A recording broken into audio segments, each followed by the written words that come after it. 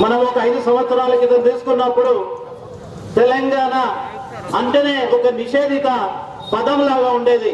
నిజంగా తెలంగాణ అంటే వీడేదో నక్సలైటు, వీడొక ఉద్యమకారుడు అని చెప్పి ఆ విధంగా ఉన్నటువంటి పరిస్థితుల్లో ఇక్కడ ఉన్నటువంటి కొంతమంది మిత్రులందరం కలిసి 2006 లో తెలంగాణ ప్రాంతానికి జరుగుతున్నటువంటి అన్యాయాలన్నిటి కూడా మనం ఎదుర్కోవాలి, మన వాటా మనం తీసుకోవాలనే ఉద్దేశంతో 2006 నాడు ఈ అసోసియేషన్ ఇక్కడ ఉన్నటువంటి తెలంగాణ జాతిపిత జయశంకర్ గారి అభినందనలతో ఆశీస్సులతో మనము సంఘం స్థాపించుకొని ఈ విధంగా మనం రోజు రోజు పురోగవృద్ధి చెందుతూ ఈ విధంగా చేసినాం.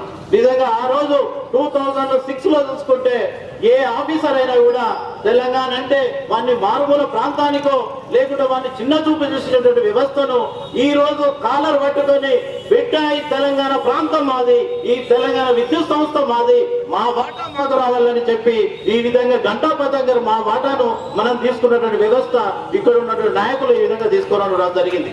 నిజంగా తెలంగాణ ఉద్యమంలో కూడా మనం ఎంతో భూమిక ముగించడం మీ అందరూ తెలుసు. అక్టోబర్ 29 నాడు కూడా ఇక్కడ ఉన్నటువంటి ఉద్యోగులు దాదాపు 35,000 మంది ఉంటే దాదాపు 30,000 మందితోని మనం ఎగ్జిబిషన్ గ్రౌండ్ లో మీటింగ్ పెట్టాం. అదే విధంగా ఈ మెంటుకాంపలో కూడా వందలాది ప్రోగ్రాంలు కండక్ట్ చేసినటువంటి ఘనత ఇక్కడ ఉన్న నాయకులకు వీళ్ళందరికీ ఉన్నది. నిజంగా జేఏసీలో కూడా ఇంతకుముందు మనం ముఖ్య భూమిక పోషించాం. ఈ రోజు చూసుకుంటే ఈ వేదిక మీద తెలంగాణ జేఏసీ నాయకులందరూ కూడా ఉన్నారు, కానీ ఒకే ఒక ముఖ్య నాయకుడు ఇక్కడ లేడు. ఎందుకు లేడో మనం ఊహించుకోవాల్సిన అవసరం ఉంది. అంటే తెలంగాణ ఎలక్టెడ్ ఎంప్లాయీస్ అంటే ఆ నాయకుడికి చిన్న చూపు ఉందా, ఎందుకు రాలేదని మనం ఆలోచించుకోవాలి. ఇప్పటికున్న ఇక్కడ ఉన్నటువంటి నాయకులను కూడా నేను అడుగుతున్నాను, ఈ ఎలక్ట్రిసిటీ ఇంజనీర్ చేసినటువంటి పాపం ఏంటి? మేము ఈ తెలంగాణలో భాగం కాదా, ఎందుకు మా దాంట్లో మీరు భాగం పంచుకోవట్లేదని మేము అడుగుతున్నాం.